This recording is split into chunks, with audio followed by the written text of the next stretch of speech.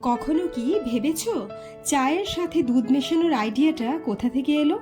সকালে বিকেলে পড়ার ফাঁকে দুধ চা তো অনেকেরই প্রিয়, কিন্তু এই দুধ চা একদিনে তৈরি হয়নি।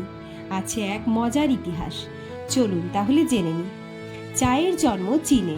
প্রায় 4000 বছর আগে চীনারা প্রথম চা পান শুরু করে, কিন্তু একেবারেই সাদামাটা দুধ ছাড়া পাতা ভিজিয়ে বানানো পানীয়। পরে চা ধীরে ধীরে ছড়িয়ে পড়ে এশিয়ার বিভিন্ন জায়গায়, তারপর ইউরোপে। ব্রিটিশরা প্রথমে দুধ ছাড়া চায়ের ব্যবহার শুরু করে 17 শতকে। এখন প্রশ্ন, দুধ চা এলো কোথা থেকে?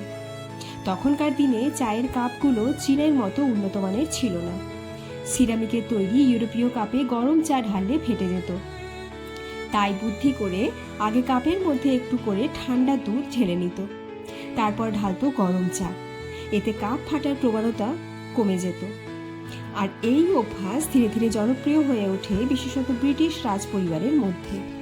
ইংল্যান্ডের রানী ক্যাথরিন অফ ব্রিগেনজা চা পানকে ব্রিটিশ সমাজে জনপ্রিয় করে তোলেন। তারপর মিল্ক টি এক ধরনের ফ্যাশন হয়ে দাঁড়ায়। কিন্তু বিতর্কটা হলো গিয়ে মিল্ক ফার্স্ট না টি ফার্স্ট। এটা এত বড় একটা সামাজিক ইস্যু হয়ে দাঁড়ায় যে কে আগে দুধ ঢালে আর কে আগে চা, এ দিয়ে মানুষের সামাজিক অবস্থা বিচার করা হতো। চায়ের ভেতরে থাকা ট্যানিনের কারণে চায়ের স্বাদ সামান্য তেতো। দুধ এই ট্যানিনের প্রভাব কমিয়ে চাকে সুস্বাদু বানিয়ে দেয়। ব্রিটেনে বিখ্যাত আফটারনুন টি কে জনপ্রিয় করেন আন্না, ডাচেস অব বেডফোর্ড। এবার আসি ভারতের চা এলো কিভাবে। ভারতীয় উপমহাদেশে ব্রিটিশরা প্রথম চায়ের চাষ শুরু করে, বিশেষ করে দার্জিলিং ও আসামে। স্থানীয় মানুষ চা খেতে আগ্রহী ছিল না। তখন ব্রিটিশরা চায়ের সাথে দুধ, চিনি ও মশলা মিশিয়ে ভারতের মাটিতে ছড়িয়ে দেয় চায়ের স্বাদ। আজ তুমি যখন এক কাপ দুধ চা খাও, তখন তুমি আসলে শুধু চা খাচ্ছ না।